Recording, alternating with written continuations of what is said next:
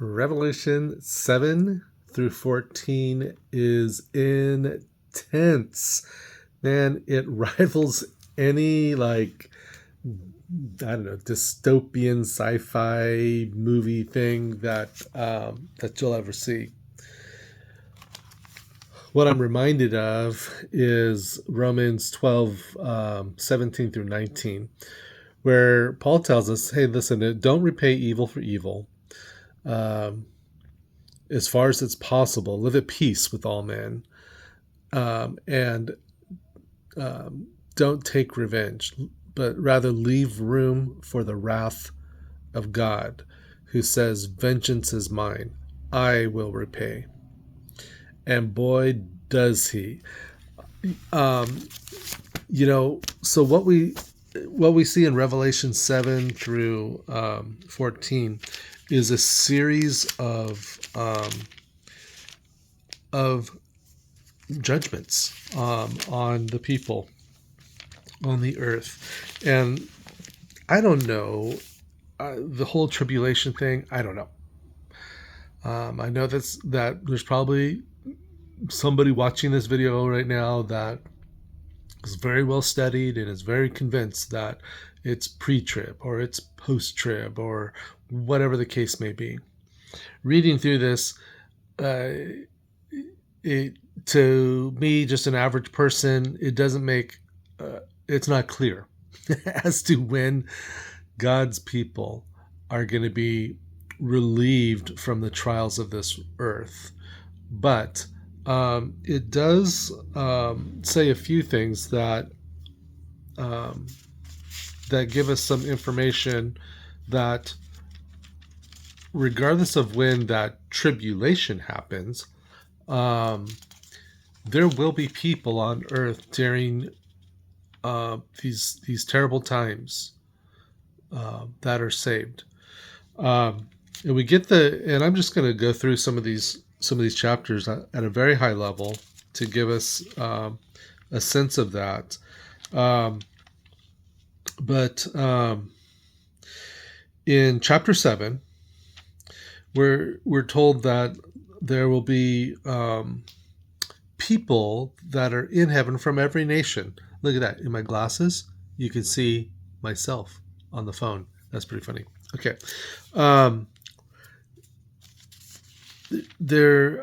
So here we see this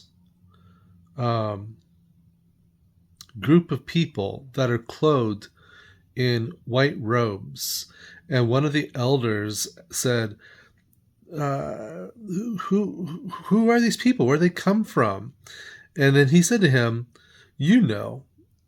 these are the ones who come out of the great tribulation.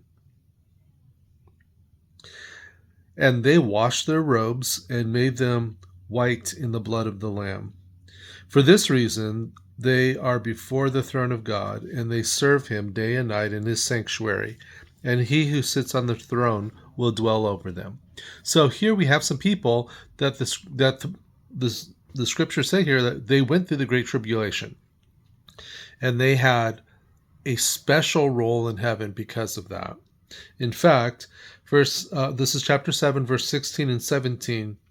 We have a couple verses there that are very popular and we take out of context. It says of these people that went through the great tribulation, they will hunger no longer, nor will they thirst any longer. I'm going to turn this around.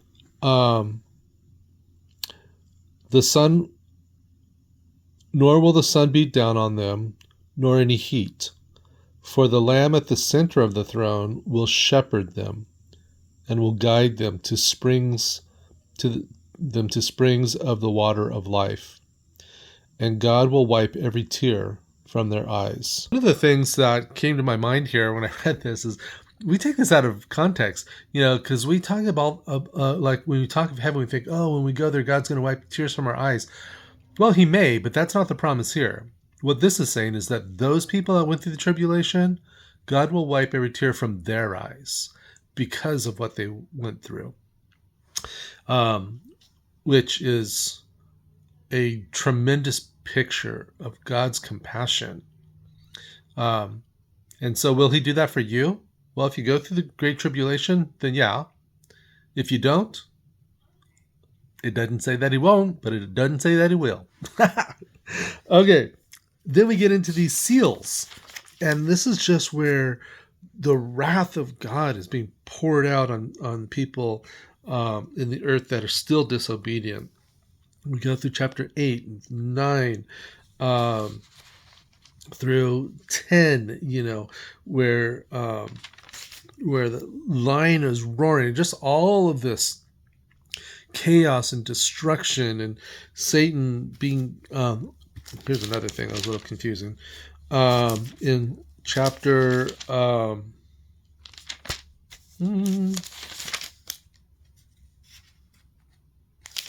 I think it's chapter 9 or 10, that the devil was cast out of. There was a battle in heaven, and it's chapter 12. Sorry, got ahead of myself there. There was a battle in heaven, and the dragon is cast out. But before that, there's all this tribulation on earth, and up rises these two witnesses, and they share. They are getting in the face of all the people that are going through these trials and tribulations. What's interesting is you would think that if you lived during that time, that you would repent. You would see all of this truly miraculous, crazy things going on that God is doing on earth when human beings are living there, and yet they're still clueless, and they still don't realize. And so these two witnesses are sharing about God to these people, and they are hated so much that they're killed. And then when they're killed, they're hated so much that their corpses are left lying in the street. And you got to imagine, I mean, just with the technology that we have today, as I'm recording this video, everybody's got a cell phone. Obviously there's media feeds of every type everywhere. And people are just watching these two dead bodies on the street for 3 days. And then what does it tell us in this chapter 11? That God breathes life into those two dead bodies, and they rise from the dead, and they go to heaven, and everybody sees this. Can you imagine that? All the cell phones, all of the cameras that are watching the streets, the traffic cameras and all of that, news reporters, whatever, they see this. And then what happens? Well, they still go on sinning and rejecting God, and not really caring much about it. Then chapter 12 is where there's that war in heaven that I mentioned, where the serpent is cast out of heaven. I don't know if that's retrospect, going back and talking about when Satan was cast out of heaven originally, or if this is another situation. I don't know. The sequence here is not necessarily linear. It might be. All of these things might be described as they're happening in order. That's what would make sense to me. And if that's the case, then there's a war in heaven sometime in the future and this serpent is cast out. Well, and then the beast rises from the sea. So you would think after all of this, and then right after seeing the two witnesses and all of this stuff, when a beast rises out of the sea, and gives life, to this creature, that you're like, no thanks. I've seen what happens with the bad guys. I'm with the good guys. Well, here in chapter 13 is where it says, well, at that point, you're not going to be able to buy or sell any goods except mark of the beast. Right there, chapter 13, verses 17 and 18. No one will be able to buy or sell except the one who has the mark, either the name of the beast or the number of his name. Here's wisdom. Let him who has understanding calculate the number of the beast. It's the number of a man. His number is 666. So here we see that, and I take the Bible literally, right? we're going to be in a position where you're not going to be able to have commercial transactions unless you have this number 666 or his name on your hand or on your forehead. That's what the scriptures say. And then so at that point, there's sometimes this talk about, well, I don't know if I got the mark of the beast or not. Is it a credit card? Is it a tattoo? Is it a chip that's implanted? I don't know. Well, here, I don't know what it is. I don't know if it's a chip, maybe, that Elon Musk creates. Who knows? I don't know. But one thing for sure is you're not going to be able to get it mistakenly. You're not going to be tricked into it. You're going to say, you know what? I can't buy food. I'm going to take the mark of the beast. And so the people that do are rejected from heaven.